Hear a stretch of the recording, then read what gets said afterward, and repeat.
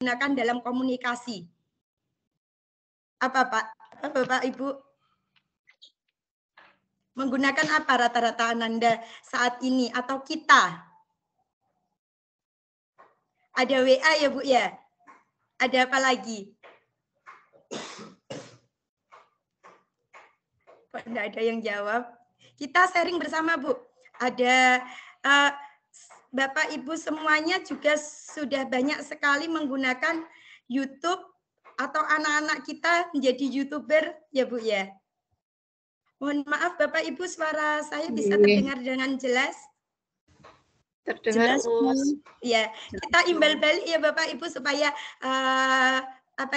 penyampaian saya juga sampai ke jenengan saya tanya, kalau paham berarti saya lebih lega Bu nanti besok saat ujiannya.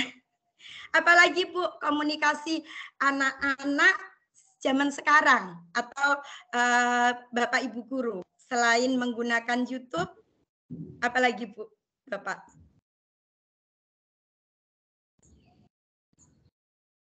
Tidak ada jawaban. Google Classroom, Us. Google Classroom, ya. Sudah banyak ya Bu ya. Apalagi Bu?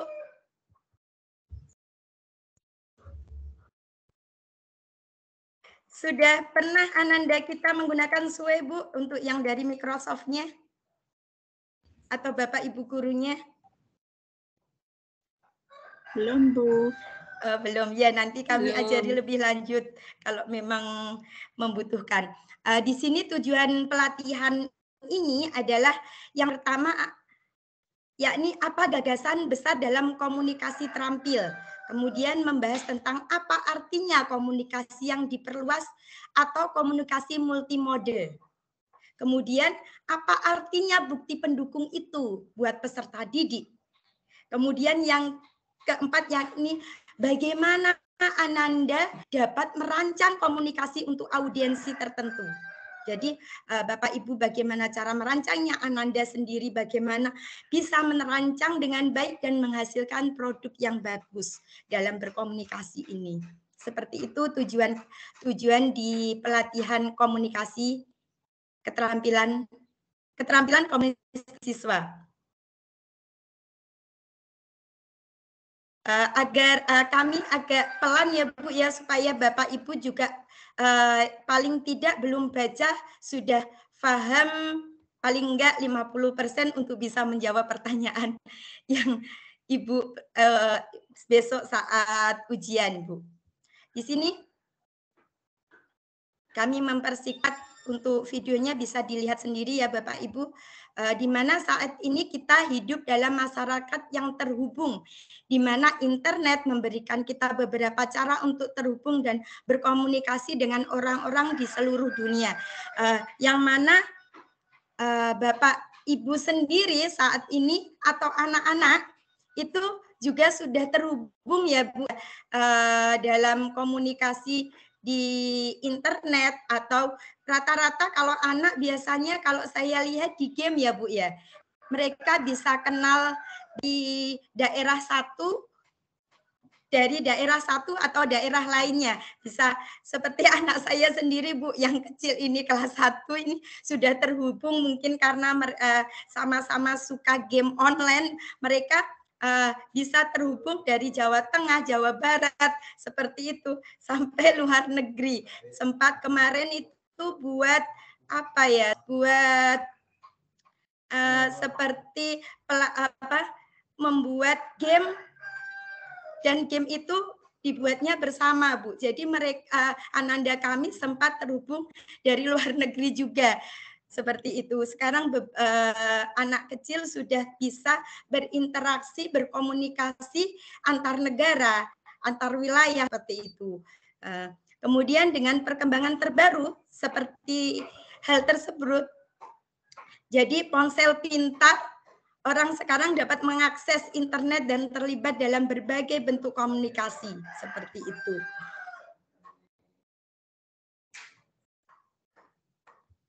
Di mana ledakan dalam pengembangan teknologi baru dan alat terkait menciptakan peluang baru bagi kita untuk berkomunikasi dengan orang-orang di seluruh dunia tanpa pernah meninggalkan rumah atau sekolah. Jadi kita bisa duduk rapi di kelas dan tetap bisa mendampingi anak-anak, tapi kita dapat berkomunikasi di luar sana lebih luas dengan sharing-sharing dengan media tentang pendidikan atau tentang informasi yang lain. Begitu juga Ananda kita bisa terhubung dengan mereka semuanya dengan ponsel pintarnya. Di sini karena itu teknologi ini tentu memiliki potensi yang sangat besar untuk mendukung komunikasi terampil, tetapi mereka menempatkan tuntunan baru pada guru untuk mempersiapkan siswa untuk menggunakan alat dengan tepat. Rata-rata jadi apa ya, seorang pendidik ini memberikan motivasi, berikan arahan kepada anak didik kita bagaimana menggunakan ponselnya secara tepat dan benar, seperti itu Bapak Ibu semuanya. Karena apa? Rata-rata kalau sekarang kalau anak tidak diarahkan, anak-anak akan lebih sering seperti ini Bapak Ibu semuanya. Saat ini liburan.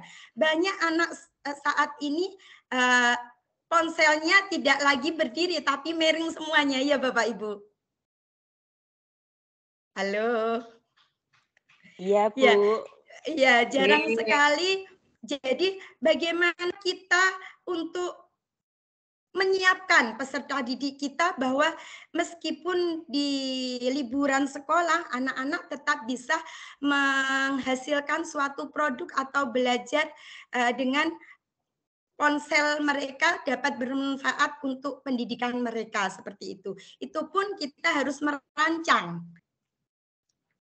Bisa digunakan untuk game caturnya atau mereka diberikan proyek membuat media pembelajaran tentang untuk menambah keterampilan belajarnya, seperti itu juga bisa di sini. Nah, tadi sayangnya terlalu sering alat-alat canggih ini digunakan untuk terlibat dalam obrolan tidak rendah, di mana orang mengirim teks atau tweet tunggal tentang topik yang tidak terkait. Jadi bukan tentang pendidikan. Jadi lebih banyak untuk apa ya? Untuk senang-senangnya aja seperti itu, tidak produktif seperti itu maksudnya. Sebaliknya siswa kita dapat menggunakan alat-alat ini untuk komunikasi dan terlibat dalam percakapan yang lebih dalam dengan orang lain tentang masalah internasional seperti pemanasan global, atau anak-anak bisa diajak tentang komunikasi yang bersifat edukasi, seperti itu yang kami harapkan, seperti itu Bapak Ibu semuanya. Saya terlalu cepat atau gimana, Bu? Di sini terlebih lagi siswa tidak terbatas komunikasi hanya dengan kata-kata tertulis. Kalau dulu kan mereka hanya karena tidak ada HP, mereka hanya membuat surat ya Bu ya, membuat tulisan di kertas. Kalau sekarang tidak hanya kata-kata tertulis, yang mereka juga dapat menyertakan gambar, file, audio, atau video. Banyak sekali ananda-anda kita yang kecil-kecil sudah menjadi YouTuber, kecil-kecil sudah menjadi TikTok ya, itu banyak sekali, dan itu bisa diarahkan ke sesuatu yang positif Bapak Ibu semuanya dengan kita memotivasinya, memberi contoh seperti itu. Di mana komunikasi multimodal seperti itu memungkinkan mereka untuk menemukan media yang paling cocok untuk mereka menyampaikan pesan mereka. Jadi lebih produktif seperti itu harapannya.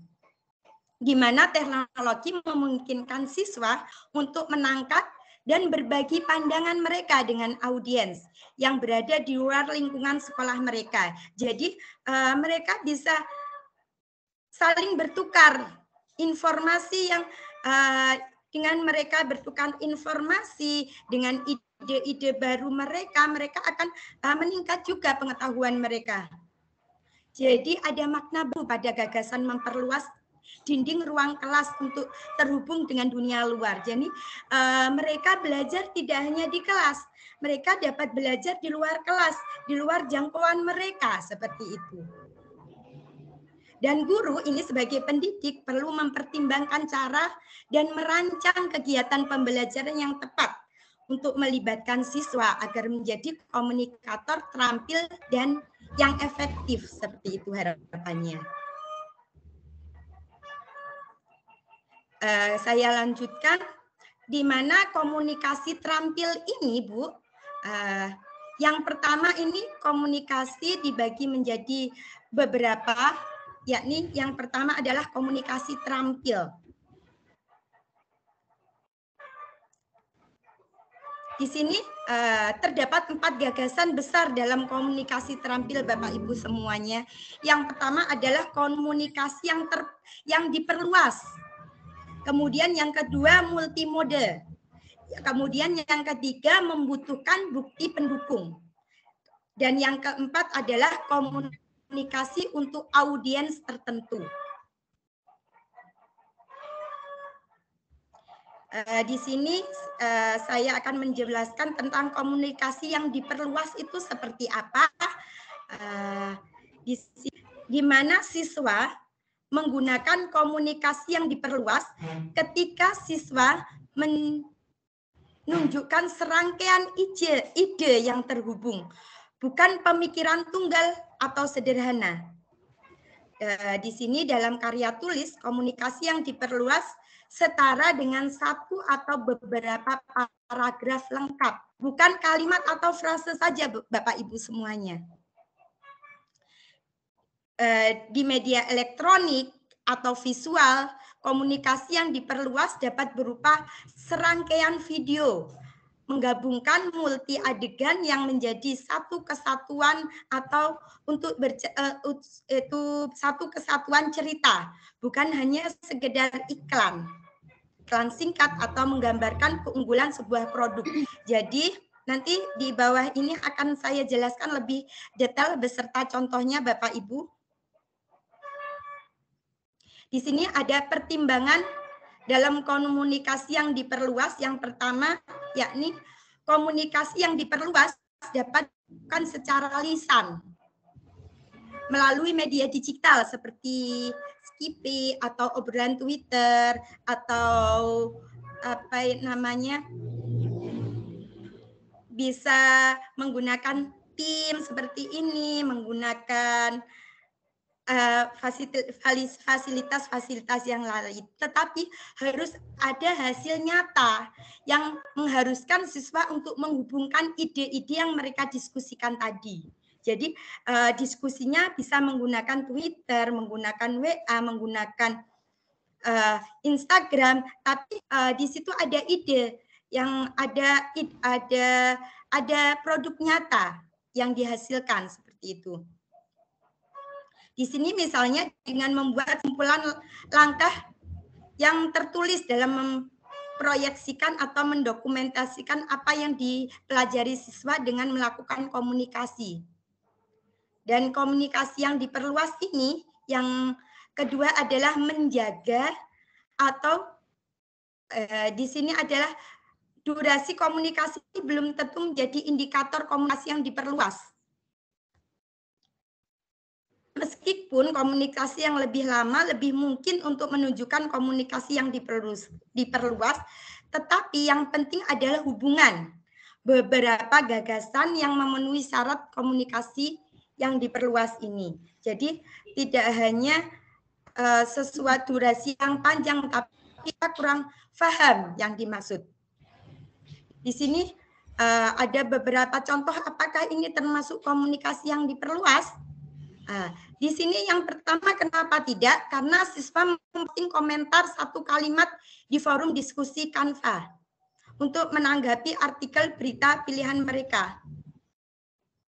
Sebuah kalimat tunggal tidak dapat mewakili ya Bu ya secara memadai sekumpulan gagasan yang terhubung itu. Jadi kenapa tidak? Karena kalimat tersebut tidak bisa mewakili. Kemudian yang kedua, siswa menulis surat kepada editor untuk menanggapi artikel. berita terbaru pilihan mereka. Jadi mereka menuliskan. Biasanya mengharuskan penulis memproses banyak ide dan menyajikan argumen dengan koheren logis yang menghubungkan gagasan-gagasan itu. Jadi dia menghubungkan gagasan-gagasannya seperti itu.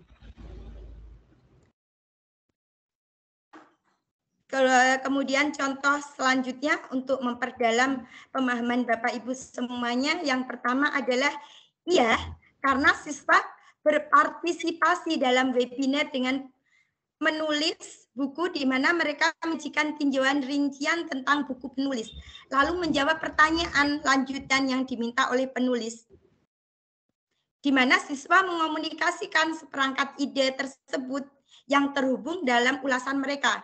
Jadi mereka mengulas kembali dan mereka berkomunikasi kan Bu, Bapak Ibu semuanya, dengan membuat pertanyaan-pertanyaan tersebut. Sedangkan di sini tidak, karena siswa berpartisipasi dalam webinar hanya berpartisipasi saja. Tidak mengajukan pertanyaan, kemudian memberikan kesimpulan pun yang terhubung itu juga tidak seperti itu. Dia hanya berpartisipasi seperti itu. Kemudian contoh selanjutnya, ini dua contoh ya Bapak Ibu, soalnya materi kami ada 3 supaya mempercepat. Kemudian yang kedua Bapak Ibu semuanya, gagasan besar yang kedua adalah komunikasi multimode. Di sini apa itu komunikasi multimode? Di mana komunikasi bersifat multimode jika mencakup lebih dari satu jenis mode atau alat komunikasi yang digunakan untuk mengomunikasikan pesan yang koheren. Di sini siswa atau Bapak Ibu menggunakan mode yang berbeda, beraneka macam. Seperti itu. Bisa menggunakan Sway, bisa menggunakan bisa menggunakan Canva atau menggunakan media-media yang lain yang tidak dibatasi, tidak hanya satu seperti itu.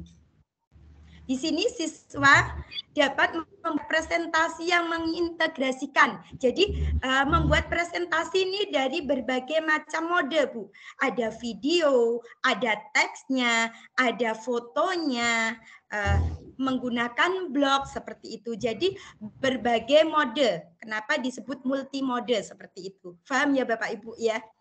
Yang terpenting adalah mode-mode dan alat yang digunakan bekerja bersama untuk menghasilkan pesan yang lebih kuat, yang untuk anak-anak lebih nyampe seperti itu dibandingkan dengan jika hanya menggunakan satu mode saja. Seperti Bapak Ibu kalau menerangkan ke anak-anak hanya menggunakan visualnya saja. Kalau ini kan ada visualnya, ada videonya, ada teksnya, seperti itu yang dimaksud multimode. Jadi jika kegiatan belajar memberikan kesempatan kepada siswa untuk memilih mode atau alat yang akan mereka gunakan untuk berkomunikasi, maka dianggap sebagai peluang komunikasi multimode, seperti itu Bapak Ibu.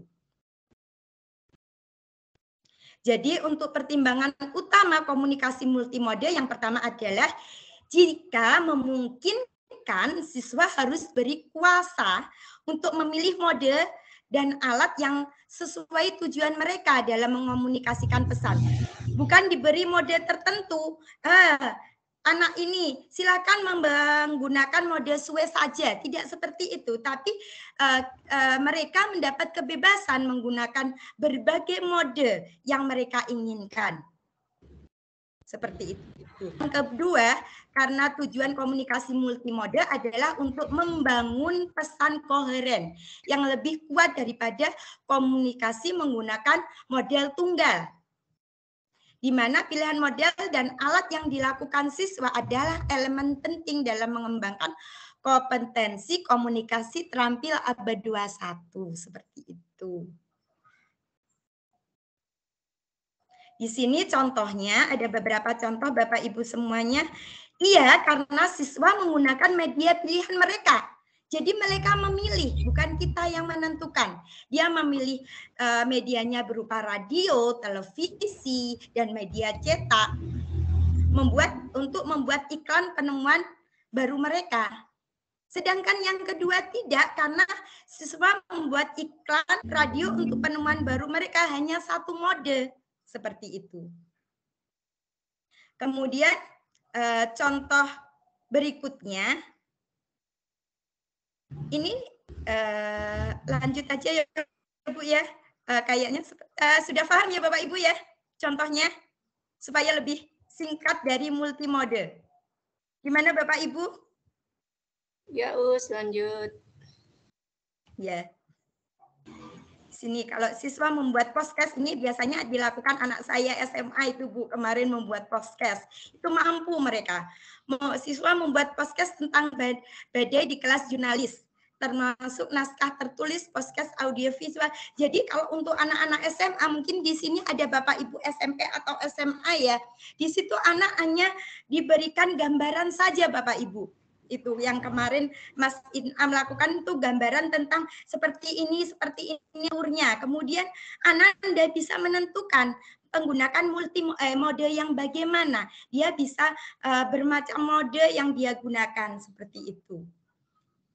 Itu termasuk salah satu keterampilan komunikasi siswa abad 21 seperti itu yang diharapkan untuk pembelajaran ke depan Bapak Ibu. Kalau memang kita sukses, pasti anak-anak akan tidak bosan di kelas. Dia akan ketagihan dan kapan lagi ya kita masuk. Waduh, sudah pulang, dia tidak akan mau pulang Bapak Ibu semuanya.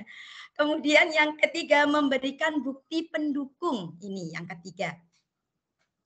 Maksudnya bagaimana ya memberikan bukti pendukung? Di sini komunikasi membutuhkan bukti pendukung ketika siswa harus menjelaskan ide-ide mereka atau mendukung tesis atau penemuan mereka dengan fakta dan contohnya seperti itu. Jadi bukti, karena bukti pendukung. Jadi mereka memiliki bukti nyatanya seperti itu. Jadi pertimbangan utama memberikan bukti pendukung ini adalah yang pertama, untuk memberikan bukti pendukung siswa harus menggunakan seperangkat fakta atau rantai logika untuk memastikan sudut pandang, membuat prediksi atau menarik kesimpulan. Kemudian yang kedua adalah setiap bukti yang digunakan siswa harus cukup untuk mendukung produk yang mereka buat seperti itu.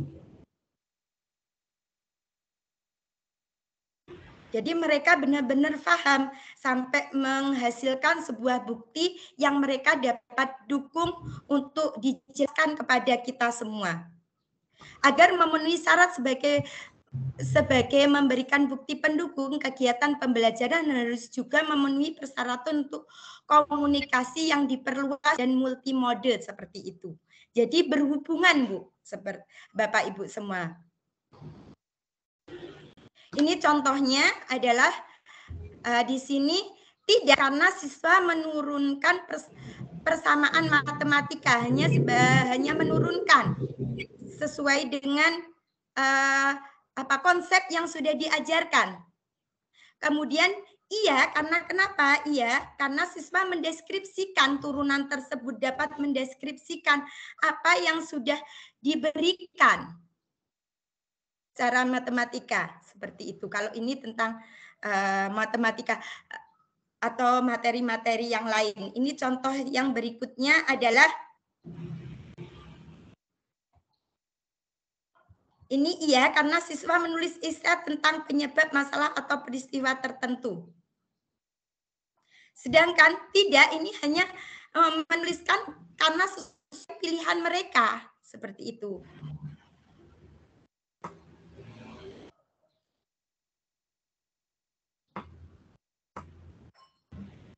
Ini satu contoh lagi untuk memperjelas.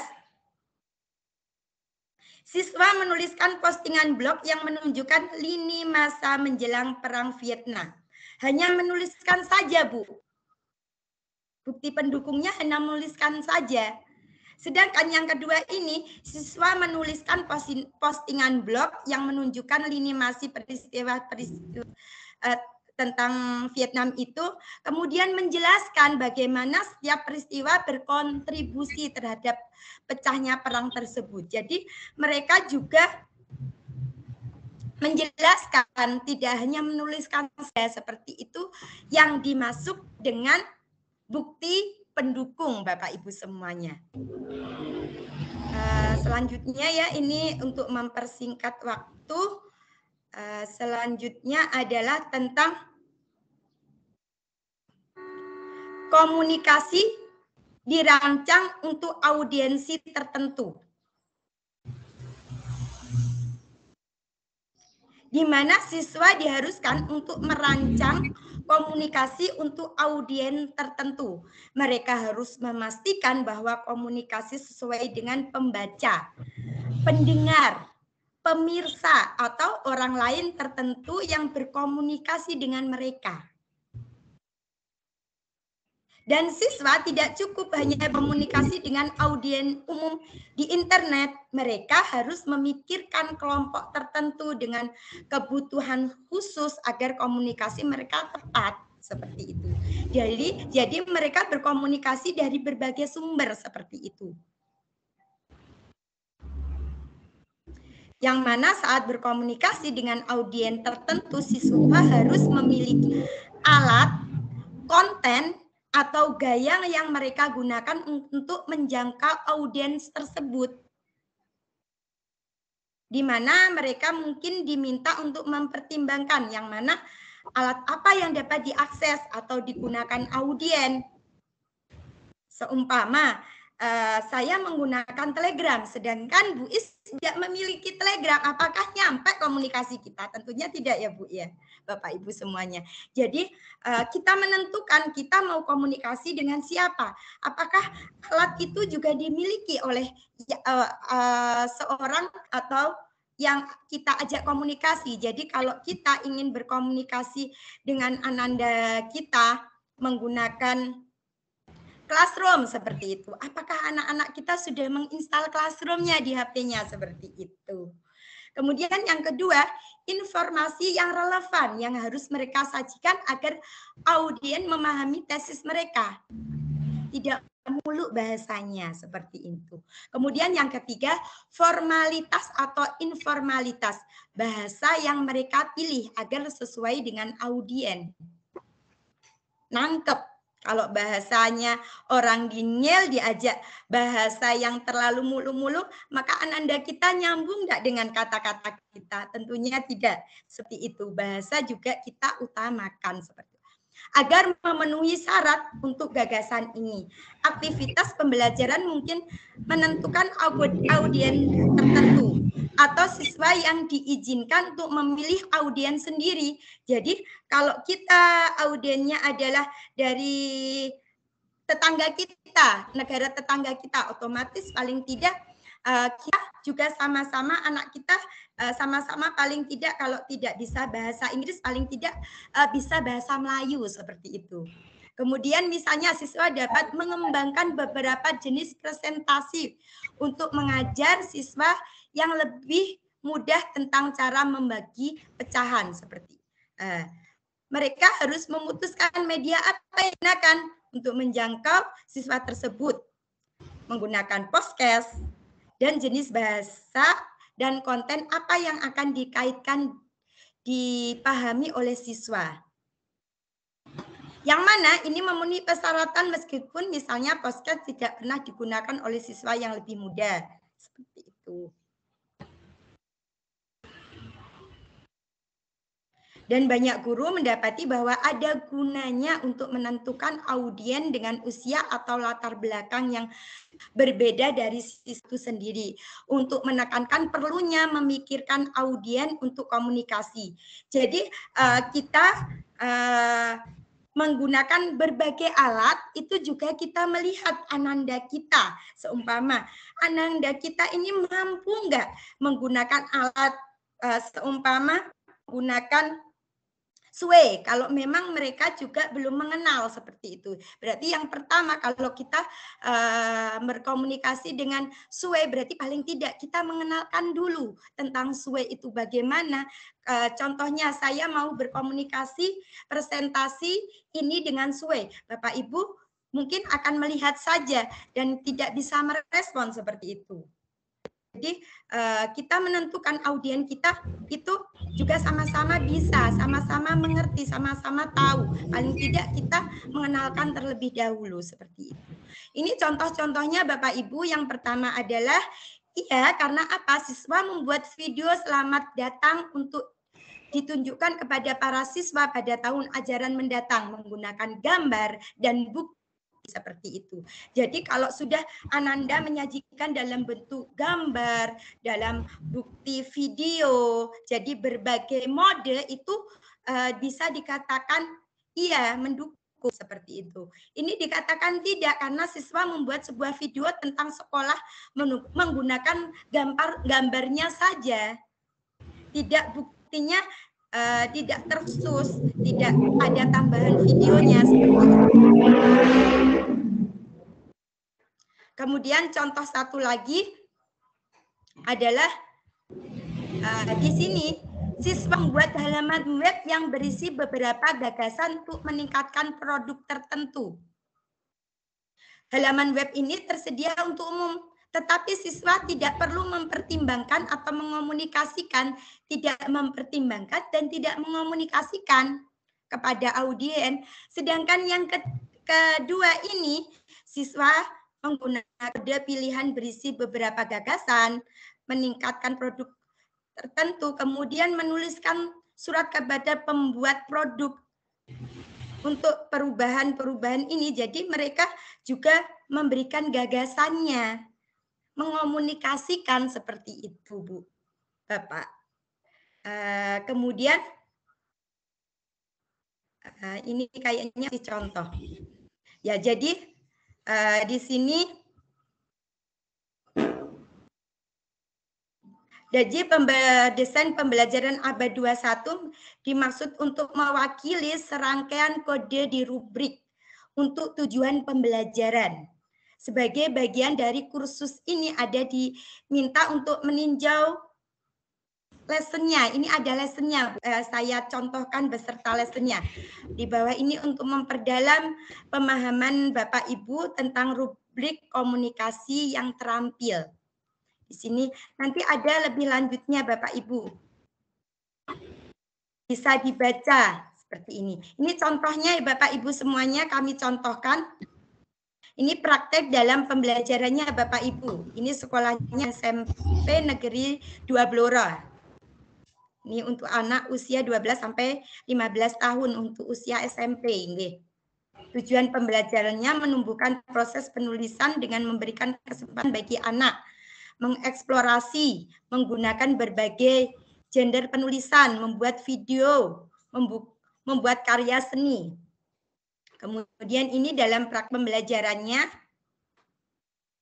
ini pendahulunya adalah pada awal kegiatan pembelajaran, guru dan siswa mendiskusikan tentang surat terbuka. Kemudian siswa membaca contoh surat terbuka tersebut. Kemudian siswa diajak menonton video YouTube. Dan kegiatan intinya ini siswa diajak mengeksplorasi quote-nya itu yang sudah dilihat. Kemudian siswa diajak mengingat, merefleksi yang mana tahun lalu catatan mereka tentang tulisan 3 hal yang kamu temukan di tahun ini, tulisan 2 memori yang melekat di ingatan yang tahun lalu itu. Ini praktek di dalam belajarannya yang intinya adalah tujuan apa yang kamu ketahui tentang quote tersebut. Sip-sipkan, ini sebagai buktinya, sip-sipkan gambar. Biarkan mereka berkreativitas. Maaf.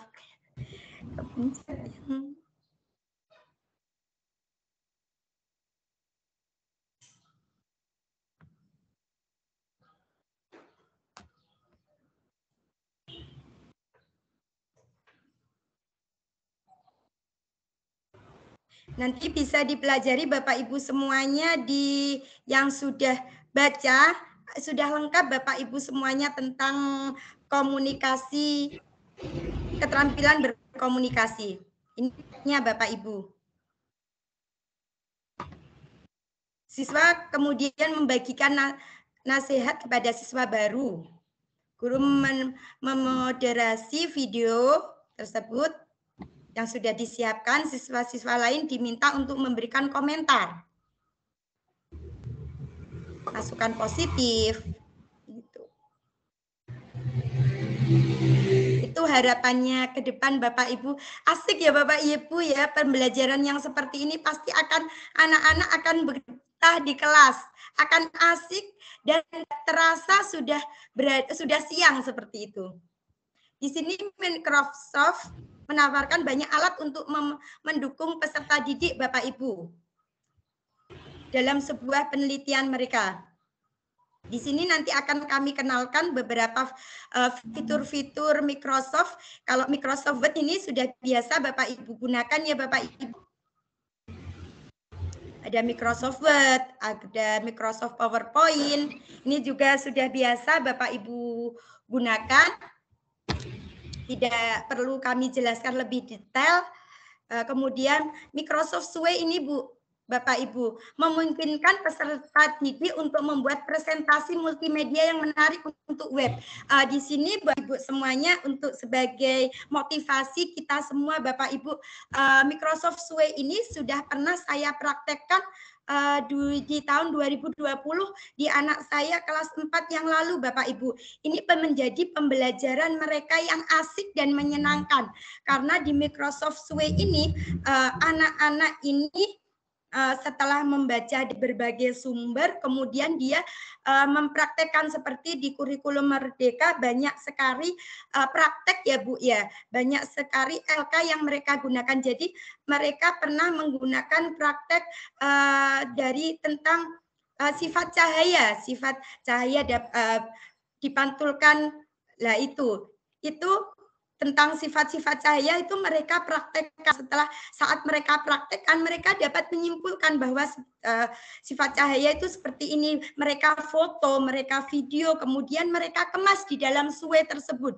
Jadi Sway tersebut adalah isinya adalah foto-foto mereka, kesimpulan mereka dari tulisan mereka bahwa sifat-sifat cahaya itu mereka bisa menuliskan, mendeskripsikan seperti itu. Jadi ada tulisannya, ada video mereka, ada gambar mereka yang telah mereka rancang. Jadi mereka menyajikan sebuah materi tentang cahaya itu sangat lengkap Bapak Ibu semuanya.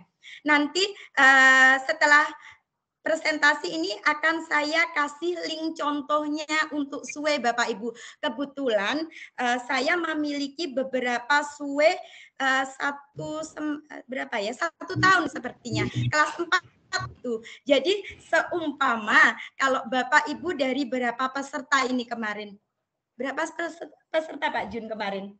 Seumpama contohnya 50 yang aktif. Jadi Bapak 50 guru memiliki sebuah produk 50 Sway. Jadi alangkah luar biasanya Bapak Ibu semuanya di seluruh di Kabupaten Tuban ini memiliki bermacam pembelajaran.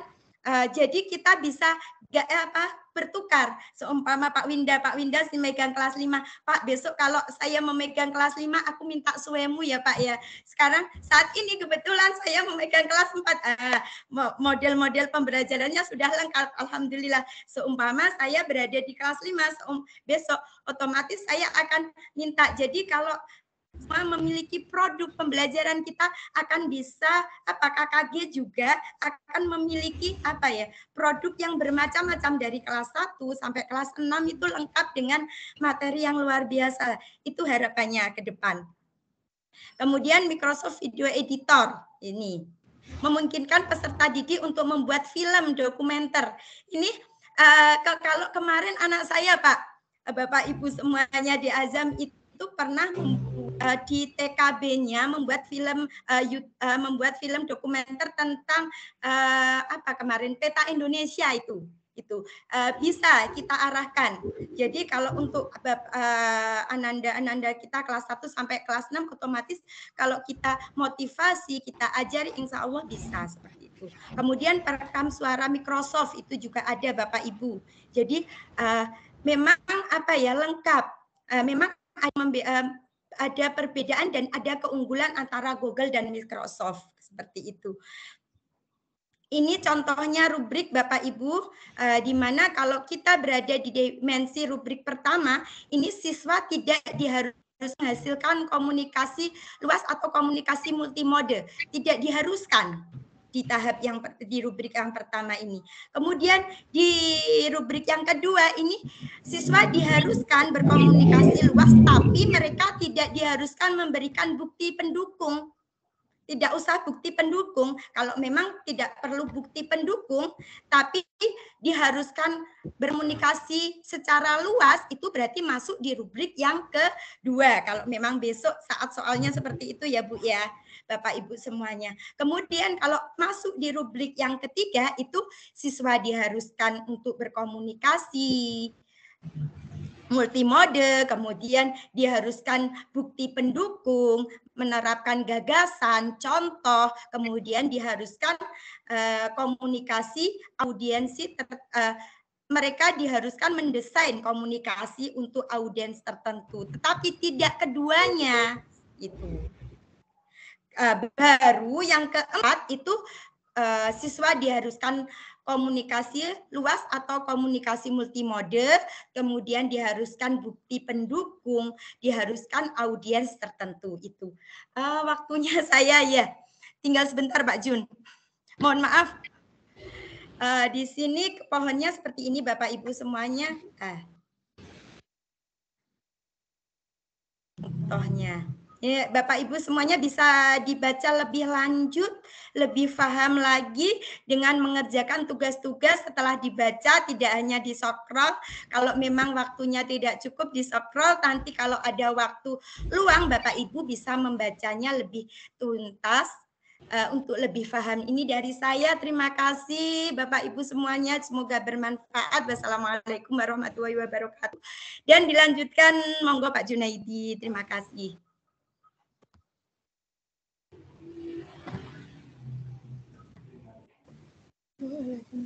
Astagfirullah, tadi belum saya rekam ya. Oh, iya, terima kasih Pak Jun.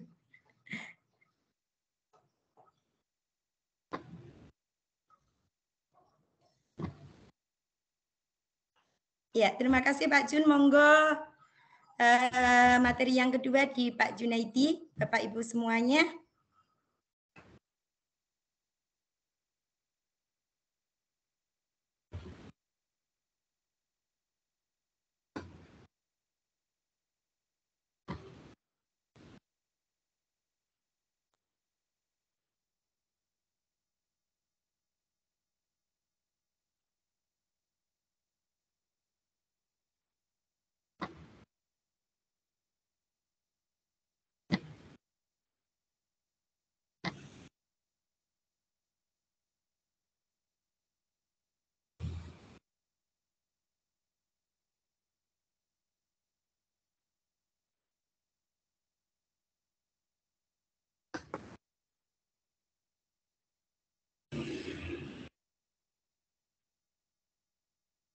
Baik, Assalamualaikum warahmatullahi wabarakatuh. Waalaikumsalam warahmatullahi wabarakatuh. Terima kasih Bapak Ibu sudah bertahan sampai pada hari yang ketiga, hari yang terakhir. Kami juga mohon maaf karena memang harusnya materi yang segini banyaknya itu dalam waktu 6 hari hanya bisa kami sampaikan dalam waktu 3 hari. Kalau mungkin tidak dapat detailnya, mudah-mudahan Bapak Ibu semua bisa mendapat gambaran garis besarnya. Coba saya merangkum apa yang disampaikan oleh Bu Neni tadi, bahwa pembelajaran kita untuk pembelajaran abad 21 dari hari yang pertama ada topik kolaborasi, hari kedua kemarin kita ada 2 topik yakni tentang kemarin itu ya. Nah, sekarang kita lanjut ke yang berikutnya, yang 3 terakhir, yakni komunikasi terampil, regulasi diri, dan nanti penggunaan IT dalam pembelajaran. Nah, Bapak Ibu, yang dimaksud dengan komunikasi terampil tadi sudah dipaparkan bahwa komunikasinya itu diperluas dalam arti idenya yang diperluas. Jadi seandainya anak diberi satu ide, anak bisa mengembangkan idenya. Atau yang kedua, diperluas dalam arti tidak hanya di ruang kelas, tetapi menghadirkan atau komunikasinya itu sampai ke pihak yang di luar kelas.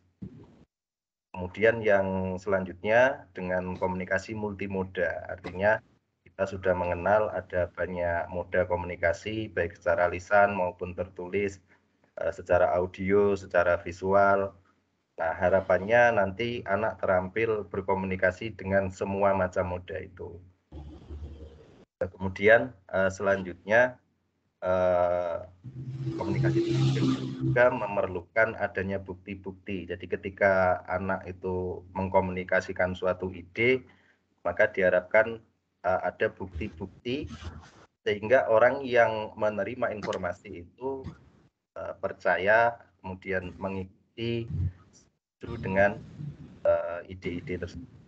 Kemudian yang terakhir, bahwa komunikasi terampil itu ditujukan untuk golongan tertentu. Kalau semisal anak membuat posternya tentang sampah, kemudian di pedesaan, ya harapannya poster yang dibuat itu cocok dengan situasi dan kondisi masyarakat setempat. Ya, apa yang dikomunikasikan itu bisa sampai, bisa dimengerti, dan ada hasilnya.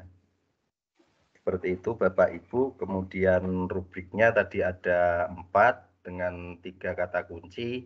Kata kunci yang pertama, komunikasinya diperluas atau menggunakan komunikasi multimoda. Yang kedua, kata kuncinya adalah ada bukti-bukti yang disampaikan. Kemudian yang ketiga, kata kuncinya adalah ditujukan untuk golongan tertentu. Baik Bapak Ibu, selanjutnya materi yang 2 terakhir, regulasi diri.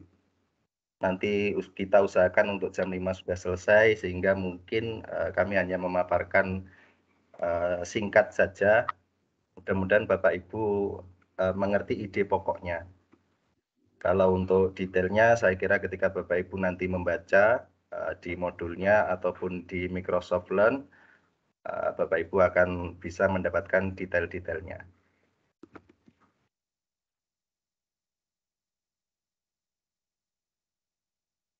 Dalam materi kemampuan regulasi ini, Bapak Ibu, yang pertama nanti kita akan coba untuk mendeskripsikan apa itu regulasi diri. Kemudian seperti biasa, kita juga akan ada rubrik sehingga kita bisa menilai kira-kira pembelajaran kita itu sudah ada pada level berapa. Untuk memudahkan menentuan kita ada pada level berapa, seperti biasa juga kita nanti akan dibantu dengan pohon keputusan.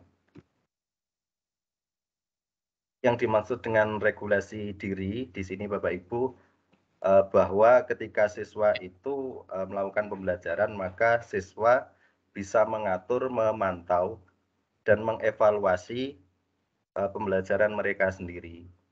Jadi memang dalam abad 21 ini kan yang penting itu kita sebagai pribadi itu mampu istilahnya bertanggung jawab pada diri sendiri. Ketika kita menghadapi suatu persoalan, suatu permasalahan, maka kita bisa memanage, mengatur diri kita sendiri. Nah, harapan ini yang kita bawa ke kelas dengan pembelajaran yang membuat siswa itu menjadi bisa mengatur dirinya sendiri, memantau hasil kerjanya sekaligus mengevaluasi hasil pekerjaan mereka. Jadi secara singkatnya bisa kita pahami seperti itu.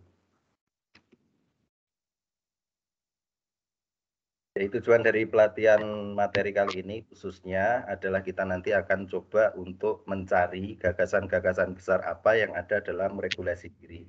Kemudian yang kedua, karena kemampuan regulasi diri ini akan tampak ketika pembelajaran itu sifatnya jangka panjang, tidak hanya satu pertemuan. Nah, nanti kita juga akan mencoba untuk mengklasifikasikan kira-kira mana yang pembelajaran atau aktivitas jangka panjang, mana yang bukan. Kemudian selanjutnya kita juga akan mencoba untuk mendefinisikan tujuan pembelajaran dan kriteria keberhasilan sebelum siswa melakukan pekerjaan. Kemudian yang terakhir, seberapa penting siswa itu memiliki kesempatan untuk merevisi pekerjaan berdasarkan umpan balik.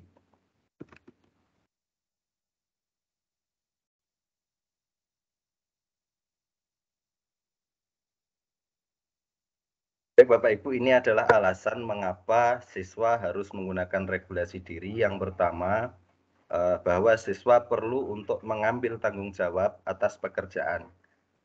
Pembelajaran yang berkelanjutan dan tujuan hidup merupakan kompetensi penting dalam dunia di mana individu bekerja baik secara sendiri ataupun secara tim.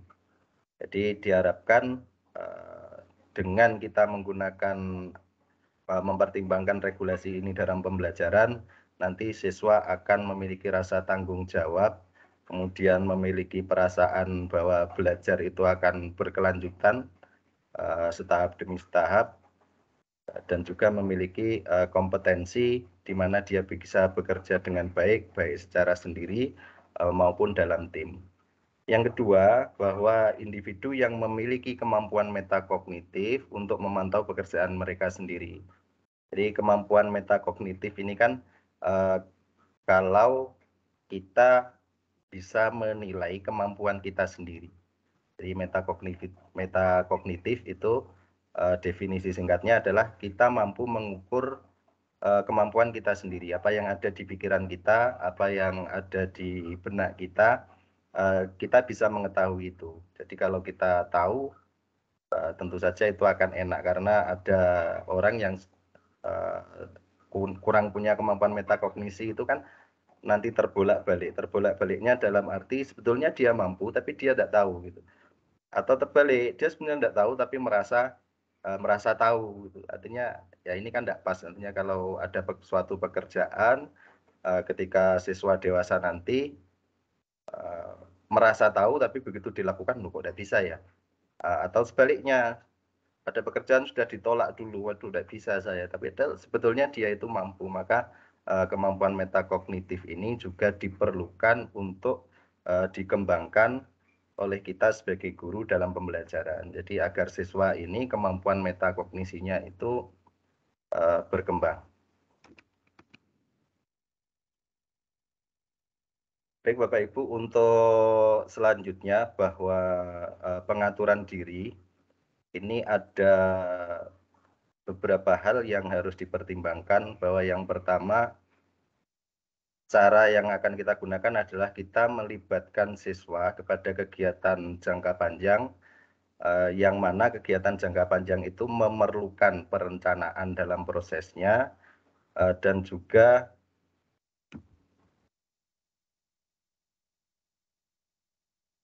multiple iteration. Ada beberapa literasi yang dimasukkan ke siswa. Artinya ada beberapa tahapan, kemudian antar tahapan itu selalu ada umpan baliknya. Kemudian selanjutnya bahwa kegiatan jangka panjang ini harapannya itu diawali dulu dengan tujuan pembelajaran yang jelas dan ada kriteria kesuksesan. Jadi ketika kita ingin melakukan pembelajaran jangka panjang, maka yang perlu kita sampaikan di awal itu adalah yang pertama kita jelaskan dulu tujuan pembelajarannya, yang kedua kita jelaskan dulu kriteria-kriteria apa yang bisa kita jadikan pedoman untuk menilai bahwa pekerjaan kita, bahwa proyek kita itu dikatakan berhasil. Jadi ini adalah langkah pertama ketika kita ingin melakukan pembelajaran dengan mempertimbangkan proses pengaturan diri. Jadi disebutkan dulu tujuan pembelajarannya, kemudian disebutkan kriteria-kriteria yang menunjukkan kira-kira proyek atau program kita itu sukses, itu kriterianya seperti apa. Kemudian yang selanjutnya, siswa itu mempunyai rencana, bisa membuat rencana dan bisa memonitor pekerjaan mereka sendiri. Kemudian yang terakhir itu ada ketentuan bahwa pembelajaran yang mengembangkan pengaturan diri ini harus memberikan kesempatan kepada siswa untuk merevisi hasil kerja mereka setelah pekerjaan itu selesai. Jadi harapannya seperti itu. Ada 3 paling tidak yang perlu kita pertimbangkan.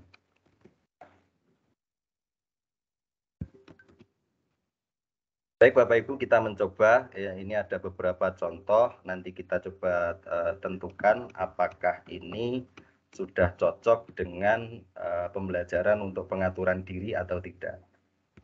Yang pertama, siswa di kelas Bengkel Kayu diberikan beberapa jam pelajaran untuk merencanakan dan melengkapi poster tentang pertimbangan keselamatan dalam kerja dan perkakas listrik. Aduh, langsung ada jawabannya ya, tidak.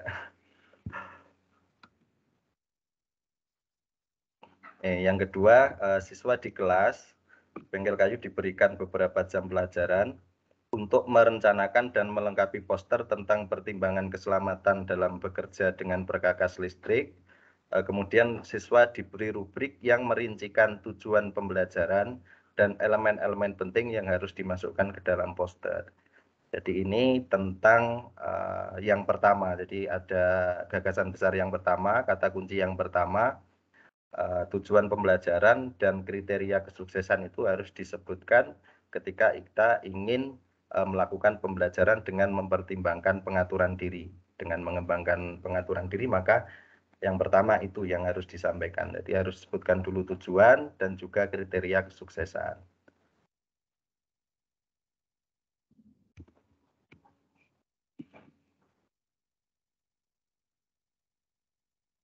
Berikutnya, siswa di kelas kesehatan diminta untuk mencatat asupan nutrisinya selama 1 semester dan membandingkan hasilnya dengan pedoman FDA. FDA itu Badan Gizi dan Makanan di Amerika. Ya, memang contoh-contohnya ini kebanyakan dari luar negeri, mungkin agak asing kalau kita dengarkan, kalau kita pertimbangkan, karena memang ide dan konsep ini dari luar negeri.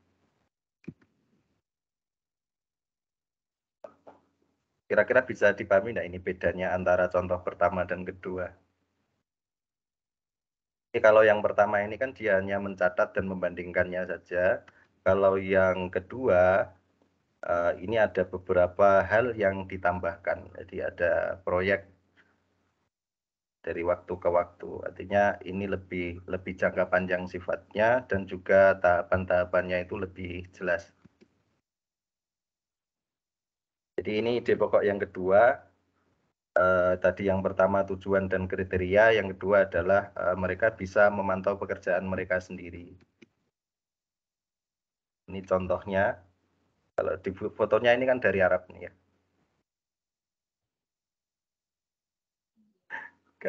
Nggak nyampe, ini dari India. Selama 2 minggu siswa bekerja dalam kelompok untuk meneliti dan berdebat tentang penurunan usia pemilih dengan teman sekelas. Guru menempatkan siswa dalam kelompok dan memberikan peran tertentu. Apakah ini pembelajaran yang sudah mengatur pengaturan diri atau menawarkan kesempatan untuk mengembangkan proses pengaturan diri bagi siswa? Nah, diamnya wanita itu tanda iya. Yang kedua, selama 2 minggu siswa bekerja dalam kelompok untuk meneliti dan berdebat tentang penurunan usia pemilih dengan teman sekelas mereka. Siswa mengembangkan rencana yang menunjukkan siapa yang akan meneliti aspek-aspek topik yang dibicarakan dan siapa yang akan berbicara selama poin-poin yang berbeda selama debat. Kira-kira yang iya yang 1 atau yang 2? Yang 2, Pak Jun. Alhamdulillah, berarti nyampe. Jadi komunikasinya nyampe, berarti memang yang kedua yang benar. Nah, ini yang terakhir bahwa siswa itu bisa merevisi hasil pekerjaannya. Ini contohnya, siswa belajar tentang urutan operasi di kelas matematika, kemudian membentuk kelompok untuk membuat papan permainan di mana pemain harus memecahkan masalah berdasarkan konsep. Yang kedua, siswa belajar tentang urutan operasi di kelas matematika, kelompok siswa diberi rubrik yang menguraikan kriteria keberhasilan pembuatan papan permainan, di mana pemain harus memecahkan masalah berdasarkan konsep ini. Rubrik tersebut mencakup kriteria yang mengharuskan siswa untuk mencari umpan balik pada 2 tahap pengembangan permainan dari kelompok sebaya lain dan 1 sumber lain di luar kelas. Ini kira-kira yang iya, yang pertama apa yang kedua? Ya, yang kedua. Jadi memang pokoknya intinya kan 3 kata kunci tadi. Yang pertama ada kriteria dan tujuan, itu dijelaskan lebih dulu. Kemudian ada bahwa siswa itu membuat perencanaan sendiri, mengatur sendiri, tidak ditentukan oleh guru. Kemudian yang ketiga nanti ada kesempatan untuk melakukan revisi. Di pembelajaran dengan mengembangkan pengaturan diri siswa itu 3 kata kunci tersebut. Ini ada contoh lain. Siswa diberikan rubrik untuk membuat presi. Presi ini mirip PowerPoint Bapak Ibu, mirip Google Slide, tapi presi ini lebih dinamis. Artinya apa ya? Animasinya itu lebih bagus dibandingkan dengan PowerPoint ataupun Google Slide. Ini lebih menarik. Atau membuat infografik atau membuat presentasi PowerPoint, kemudian mempresentasikannya di depan kelas. Nilai siswa didasarkan pada presentasi akhir. Kemudian contohnya kepotong. Sebetulnya ada 2 ini Bapak Ibu, cuma kepotong di PPT-nya. Mohon maaf. Baik Bapak Ibu, seperti biasa, jadi ada rubrik dan pohon keputusan. Pohon keputusan ini kita pergunakan untuk memudahkan kita untuk menentukan bahwa pembelajaran yang sudah atau yang akan kita kembangkan itu apakah sudah ikut memasukkan unsur self regulation itu di dalamnya atau belum. Jadi yang pertama ada kegiatan jangka panjang dan siswa memiliki tujuan pembelajaran dan kriteria keberhasilannya. Kalau itu dijawab tidak, berarti kita ada pada level 1. Kalau dijawab iya, berarti kita pembelajaran kita itu bisa jadi berada di level 2. Kemudian pertanyaan selanjutnya, jika siswa merencanakan pekerjaannya sendiri, kalau kita jawab iya, berarti kita nanti lanjut ke pertanyaan berikutnya. Kalau kita jawab tidak, berarti pembelajaran kita itu dalam hal self-regulation ada di level yang kedua. Kemudian pertanyaan selanjutnya, siswa memiliki kesempatan merevisi pekerjaan berdasarkan umpan balik. Kalau kita jawab iya, berarti kita ada di level 4. Kalau kita jawab tidak, berarti pembelajaran kita ada di level yang ketiga. Di kata kuncinya ada pekerjaan jangka panjang, kemudian tujuan pembelajarannya disebutkan dengan jelas, kriteria keberhasilannya disebutkan dengan jelas, kemudian siswa merencanakan pekerjaannya sendiri, dan yang terakhir ada kesempatan untuk merevisi. Jadi ada 3 kata kunci ketika kita ingin menerapkan self-regulation itu di dalam kelas kita. Mungkin Bapak Ibu sampai di sini ada pertanyaan, biar nanti kita bisa bergulir ke yang selanjutnya.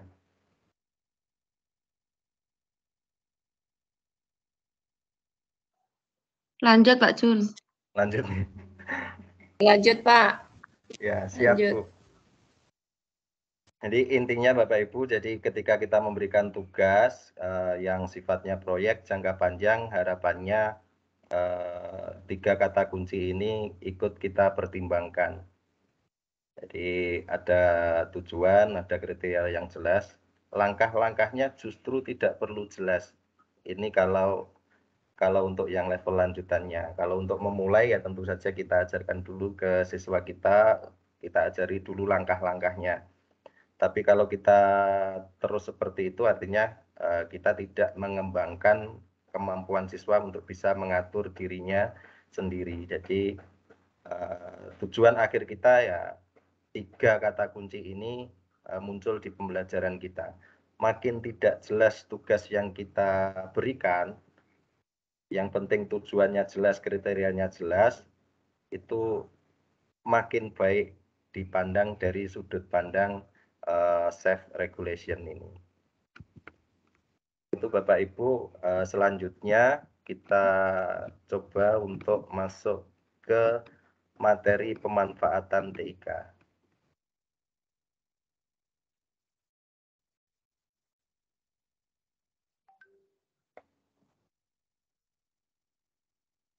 Saya share screen dulu.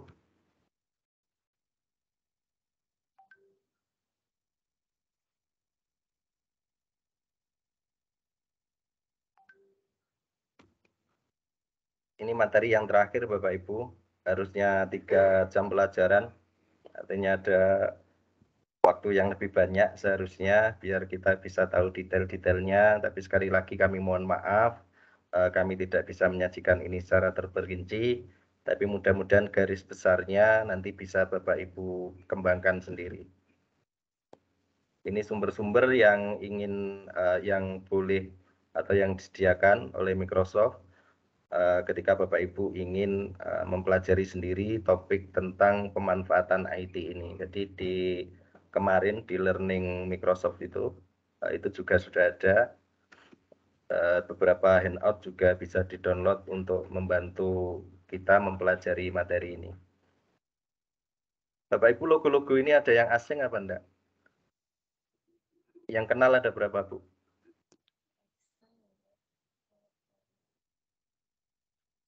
Banyak yang asing, Pak. Yang asing yang mana, Bu, Bapak Ibu? Kalau yang ini pasti tahu lah, ini Microsoft. Kalau yang ini Excel. Kalau ini kan baru kenalan. Baru Ini. kenalan Tim. Ya. Kalau yang ini Sway, Bapak Ibu. Ini Sway, Bapak Ibu. Oh, Sway. Iya. Nanti setelah ini akan kami berikan beberapa contoh buatan saya, Bu.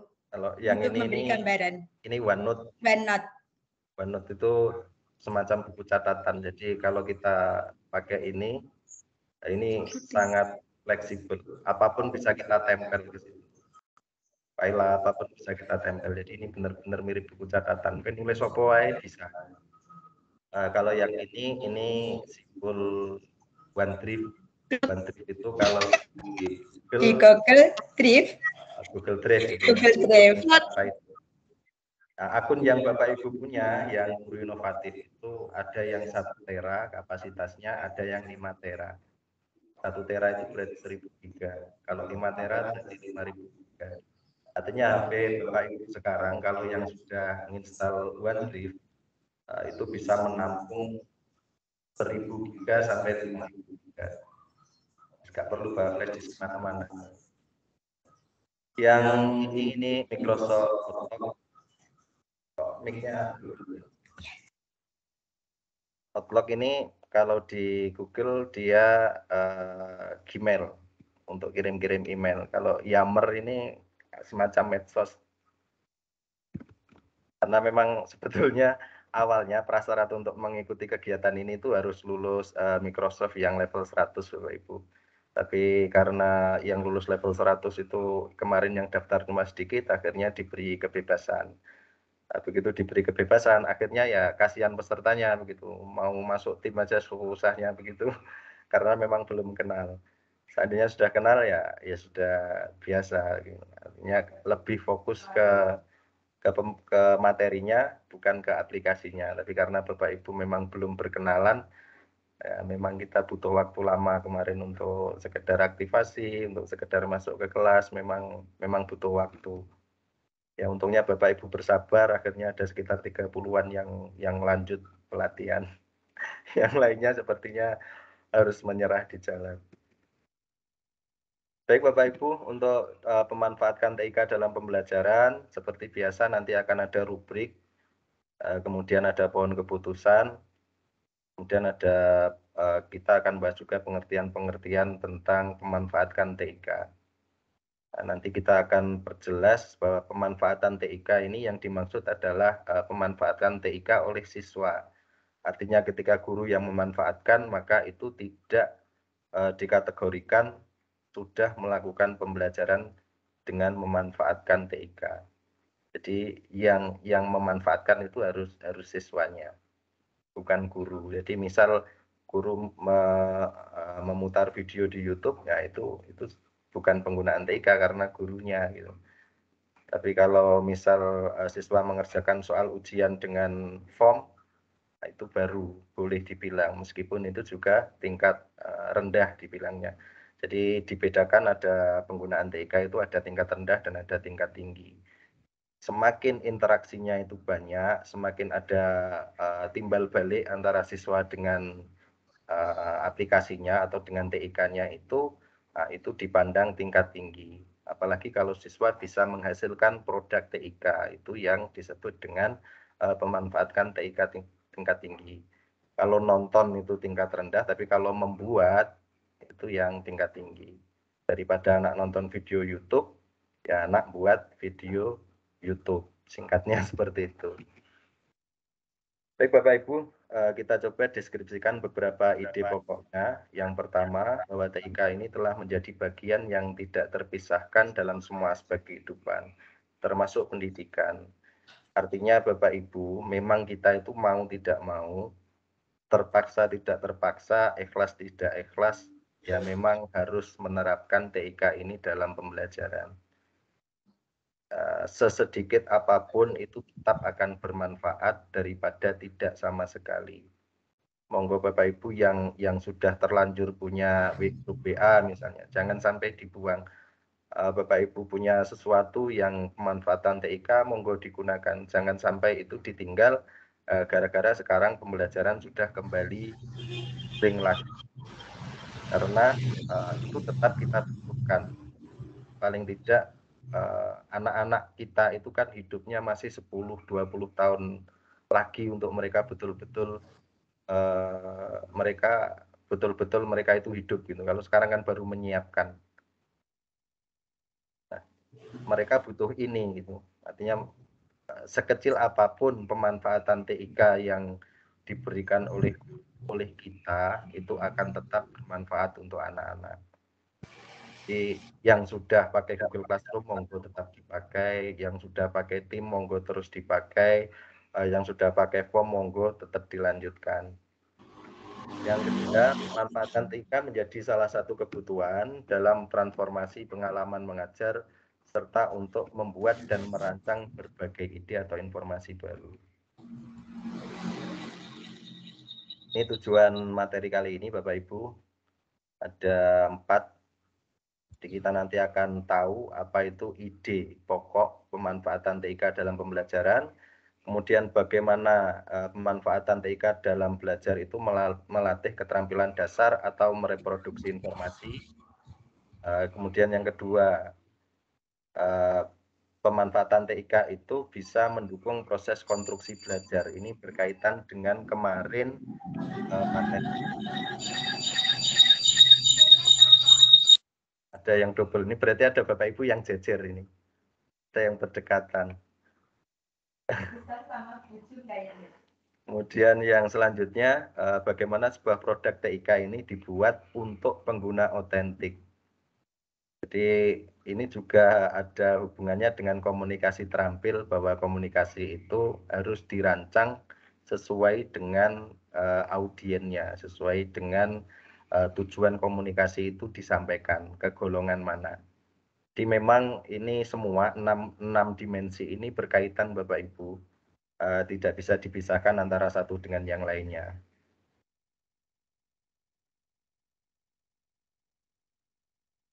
Ini kata kuncinya Bapak Ibu, ada 4. Yang pertama pemanfaatan TIK oleh peserta didik. Yang kedua pemanfaatan TIK dalam membangun konstruksi pengetahuan. Yang ketiga, TIK dibutuhkan dalam membangun konstruksi pengetahuan. Nanti akan ada bedanya antara ini dan yang ini. Kelihatannya sama tetapi beda.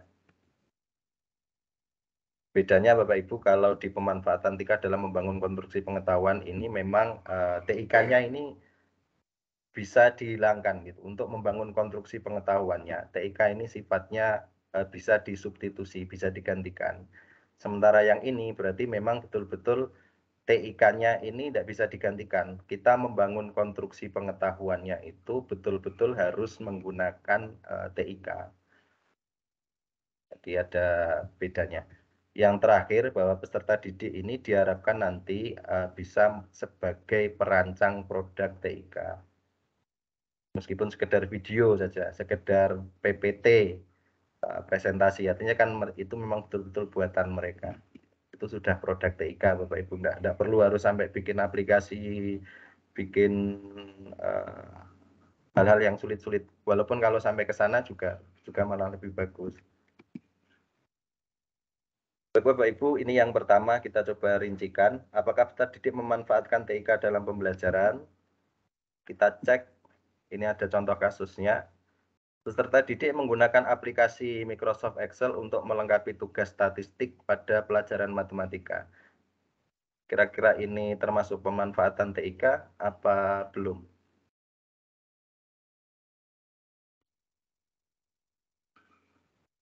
Ya, karena yang memanfaatkan peserta didik harusnya iya ya Bu. Yang kedua, peserta didik belajar tentang replikasi sel dengan menonton demonstrasi yang dilakukan oleh guru menggunakan aplikasi simulasi perangkat lunak untuk menunjukkan prosesnya. Apakah ini termasuk penggunaan TIK dalam pembelajaran? Tidak. Tidak. Ya, karena ini yang melakukan gurunya gitu. Harusnya ya siswanya yang memegang sendiri aplikasinya. Kalau seperti itu baru pemanfaatan TIK. Nomor 3, peserta didik menulis laporan menggunakan aplikasi Word dengan menggunakan fitur track change oleh peserta didik.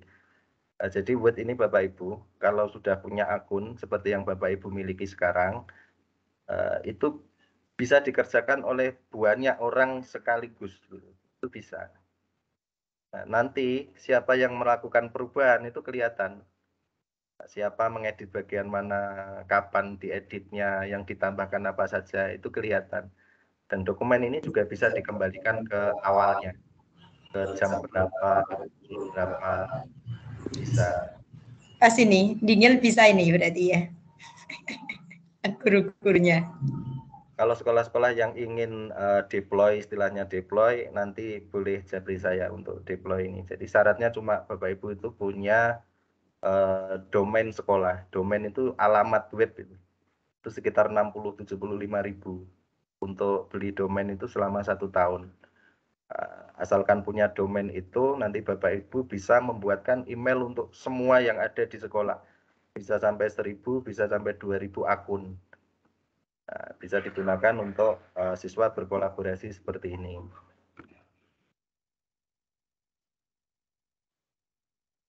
Pemanfaatan TIK oleh peserta didik, yang pertama peserta didik menggunakan TIK secara langsung. Jadi harus siswa yang secara langsung untuk menyelesaikan semua atau sebagian dari aktivitas pembelajaran. Penggunaan TIK oleh guru dalam menyajikan materi pembelajaran tidak dapat dikategorikan sebagai pemanfaatan TIK. Jadi harus siswa yang mengendalikan. Contoh, melalui grafik yang dijadikan dalam Excel, peserta menganalisis pemetaan distribusi emisi gas karbon dioksida. Peserta didik kemudian diminta untuk mengidentifikasi provinsi mana yang mengalami peningkatan dan pengurangan yang signifikan berdasarkan grafik. Kemudian yang kedua, kira-kira mana Bapak Ibu yang termasuk penggunaan TIK?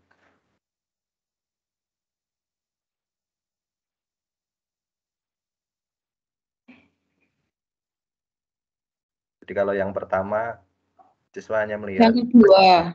Nah, Yang kedua, Pak. Atau yang kedua memang siswa yang menggunakan, paling enggak gambar diagramnya kan pakai Excel.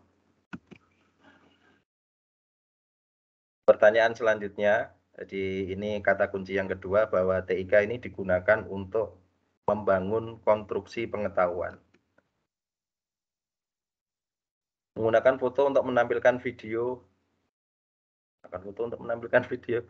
kumpulan foto kehidupan pengungsi, pakai slideshow. Dia ada foto-foto, kemudian foto-fotonya itu kalau di slideshow itu bisa disimpan dalam bentuk video. Jadi mirip video tapi isinya foto-foto, maksudnya seperti itu. Apakah ini penggunaan?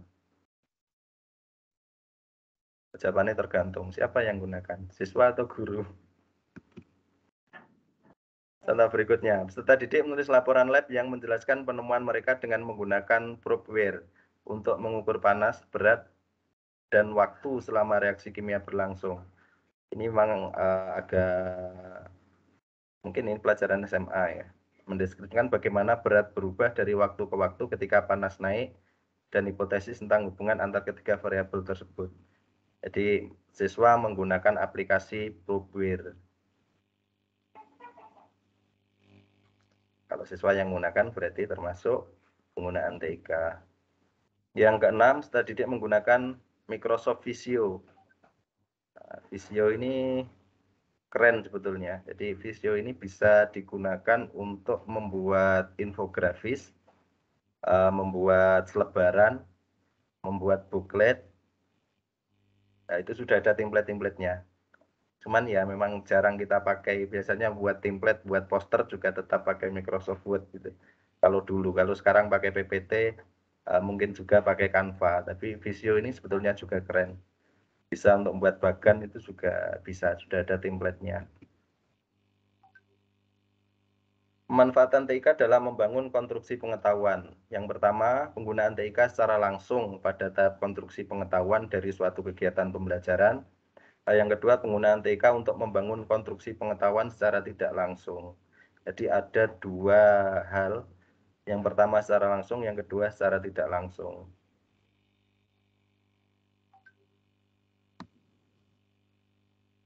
Apakah TIK dibutuhkan atau diwajibkan dalam membangun konstruksi pembelajaran? Untuk membedakan yang tadi Bapak Ibu, apakah ini digunakan atau memang dibutuhkan? Kalau digunakan artinya bisa disubstitusi, tanpa TIK pun peserta sebetulnya bisa mengkonstruksi pengetahuan, tapi kalau dibutuhkan berarti memang aplikasi atau TIK itu mutlak digunakan ketika ingin membangun konstruksi pengetahuan. Peserta didik menuliskan laporan analisa bencana kebakaran hutan Amazon dari 3 artikel berbeda di koran-koran internasional yang mereka dapatkan di internet. Menulis laporan analisa bencana kebakaran dari 3 artikel yang berbeda. Ini anak nulis. Kayaknya nulisnya di Word ini. Apakah ini merupakan kebutuhan penggunaan TIK untuk konstruksi pengetahuan? Ya, dibutuhkan atau diwajibkan?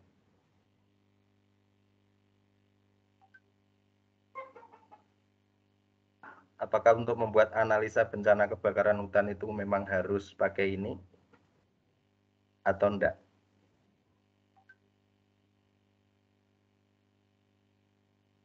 Belum masih rancu. Oke, lanjut. Peserta didik membuat laporan di dokumen Word berdasarkan hasil wawancara mereka dengan orang tua mengenai masa penjajahan Belanda.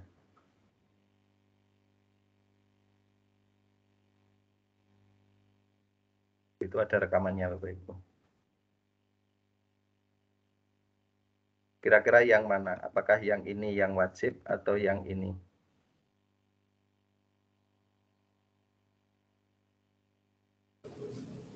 Bisa jadi yang contoh 8, Pak. Kalau yang ini, kalau untuk artikel itu kan tidak harus didapatkan dari internet. Artinya artikel dari majalah atau artikel dari koran biasa juga bisa. Artinya penggunaan IT-nya itu tidak satu kewajiban. Tapi kalau ini karena memang rekaman, artinya rekamannya itu kan memang harus disimpan dalam file audio gitu ya. Yang untuk merekamnya itu memang diperlukan alat TIK. Jadi yang seperti ini bisa dibilang inilah yang TIK yang wajib atau yang dibutuhkan untuk mengkonstruksi pengetahuan. Yang kesembilan,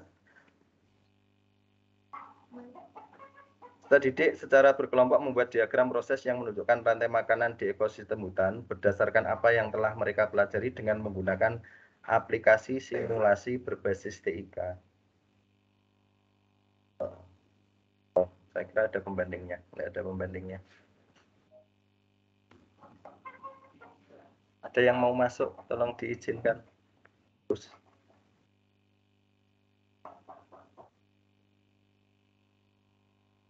Apakah ini contoh pembelajaran yang TIK-nya memang dibutuhkan, memang wajib, atau yang tidak, Bapak Ibu?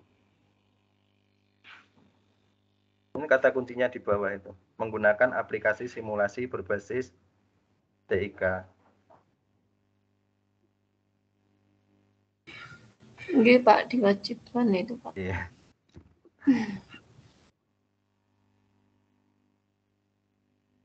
Jadi ini kata kuncinya, TIK dibutuhkan dalam membangun konstruksi pengetahuan, bahwa peserta didik diarahkan untuk melakukan proses konstruksi pengetahuan dalam pembelajaran yang tidak mungkin dapat dilakukan tanpa menggunakan TIK. Artinya penggunaan TIK-nya ini memang mutlak diperlukan, tidak bisa digantikan. Ketika seperti itu, itulah yang disebut dengan TIK itu dibutuhkan, bukan hanya digunakan. Kalau yang B, contoh proses konstruksi pengetahuan yang dapat dilakukan tanpa menggunakan TIK, misalnya peserta didik mencari informasi tentang bentuk paruh dari berbagai spesies burung dengan pola makan yang berbeda dan mengkategorikan berbagai bentuk paruh tersebut dalam jenis paruh yang ada. Artinya peserta didik mengkonstruksi pengetahuan, tetapi penggunaan TIK selama kegiatan ini tidak menjadi syarat mutlak. Artinya TIK-nya itu bisa digantikan. Jadi yang disebut TIK dibutuhkan ketika TIK-nya itu memang mutlak diperlukan.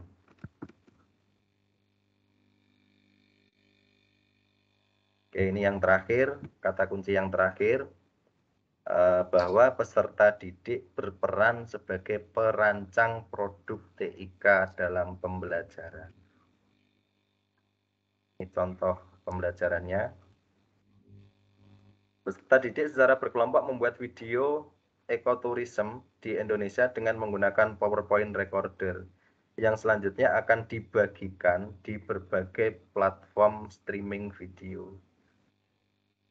Jadi PowerPoint Recorder itu PowerPoint yang direkam nanti bisa berubah filenya jadi video. Nah, videonya nanti bisa di-upload ke TikTok, ke YouTube itu juga bisa. Apakah ini termasuk yang sebagai perancang?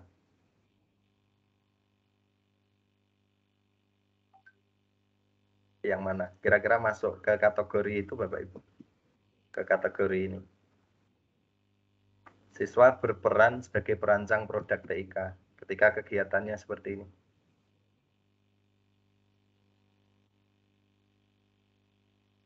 Kira-kira hasilnya apa, Bapak Ibu? Hasilnya kan videonya di-post gitu ya, atau disiarkan, di-streamingkan. Nah, videonya buatan siapa? Siswa. Nah, yang seperti ini ya. Jadi yang seperti ini termasuk siswa berperan sebagai perancang produk TIK. Ini kriteria detailnya. Yang pertama, peserta didik mampu membuat suatu produk TIK yang dapat digunakan oleh orang lain. Artinya yang menggunakan orang lain, peserta didik yang membuat. Yang kedua, TIK mendukung proses pemecahan masalah dalam konteks dunia nyata dan inovasi. Nah, ini juga ada hubungannya dengan dimensi yang kemarin, yang hari kedua. Peserta didik harus mengetahui audien yang otentik. Artinya videonya itu memang harus dikhususkan. Kira-kira video ini untuk siapa? Nah, nanti sehingga komunikasinya akan didesain sesuai dengan kemana video itu ditujukan. Kalau untuk anak-anak ya mungkin bahasanya akan beda ketika untuk orang dewasa. untuk orang di desa mungkin bahasanya akan berbeda dengan untuk orang yang di kota. Untuk petani dengan nelayan mungkin juga dibutuhkan gambar-gambar ataupun hal-hal lain yang berbeda untuk berkomunikasi. Biasa ini ada pohon keputusan untuk memudahkan kita mengukur apakah pembelajaran kita itu sudah masuk ke level yang tinggi atau masih di level yang rendah. Yang pertama, apakah peserta didik memiliki kesempatan untuk menggunakan TIK? Kalau kita jawab tidak, berarti pembelajaran kita di level 1. Kalau kita jawab ya, maka berlanjut ke pertanyaan selanjutnya. Apakah TIK mendukung proses konstruksi pengetahuan? Kalau kita jawab tidak, nanti masuk ke kategori 2. Kalau kita jawab ya, akan lanjut ke pertanyaan selanjutnya. Apakah TIK diperlukan atau yang wajib tadi dalam membangun konstruksi pengetahuan? Kalau dijawab tidak, berarti kita di level 3. Kalau dijawab ya, berarti kita di level selanjutnya. Apakah peserta didik adalah perancang satu produk TIK? Ketika dijawab tidak, berarti pembelajaran kita ada di level 4. Kalau kita jawab ya, berarti ada di level yang kelima. Harapannya tentu saja Bapak Ibu kita itu berusaha untuk terus-menerus meningkatkan levelnya sampai ke level yang kelima. Artinya siswa kita beri kesempatan untuk menggunakan TIK, kemudian kita gunakan TIK untuk konstruksi pengetahuannya, dan yang terakhir nanti hasil akhirnya adalah sebuah produk TIK. Ini rubriknya. Master lesson ini sebetulnya pembelajaran jangkar, artinya contoh ya Bapak Ibu. Contoh pembelajaran yang sudah ada.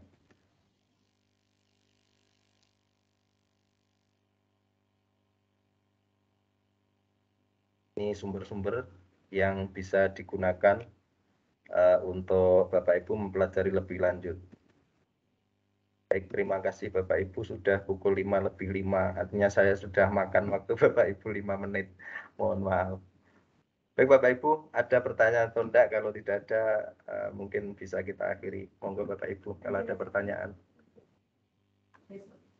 Oh ya Bapak Ibu, untuk besok itu kan ujian. Insya Allah nanti malam kita post soal.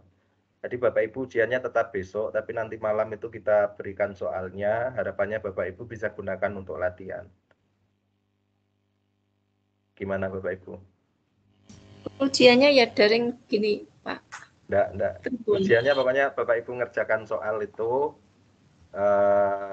nilainya, soalnya ada 100 Bapak Ibu, memang lumayan banyak. Ada 100 soal, harapannya nilainya itu 700, artinya betul sekitar 70 soal. Nah, karena kita juga menyadari bahwa penyampaian kita terbatas, waktu kita terbatas, jadi nanti malam insya Allah kita coba beri beberapa soal gitu ya, beberapa soal untuk mengecek kira-kira Bapak Ibu sudah siap apa belum. Tapi nanti ada kesempatan untuk remedi Bapak Ibu, enggak apa-apa. Artinya udahlah pokoknya selama Bapak Ibu masih ada niat, nanti kita juga akan bantu untuk mewujudkan niatnya. Ya, pokoknya kalau ada masih ada semangatnya Bapak Ibu semuanya, insya Allah kami akan berusaha memudahkan. Kita memudahkan. Baik, mungkin Bapak ada Ibu, pertanyaan sebelum kami tutup Bapak Ibu semuanya. Untuk besok itu tesnya kira-kira jam berapa ya? Untuk monggo Pak. Ya, sepertinya memang ada kebersamaan Bapak Ibu, maksudnya untuk mengeluarkan soal tesnya itu memang ada kebersamaan di semua pelaksanaan diklat. Jadi diklat kan bukan hanya kami, ya, memang ada banyak di luar sana yang diklatnya serempak. Nah itu diharapkan itu nanti malamnya, ya setelah Isya. Tapi Bapak Ibu bisa ngerjakannya sampai larut boleh. Nanti kita set sampai 3 jam atau 4 jam seperti itu. Pak Jun, soalnya multiple choice apa isai Pak? Semuanya pilihan ganda. Semuanya pilihan ganda Bapak Ibu. Mungkin rekamannya dimatikan. Oh iya, jenengan kan?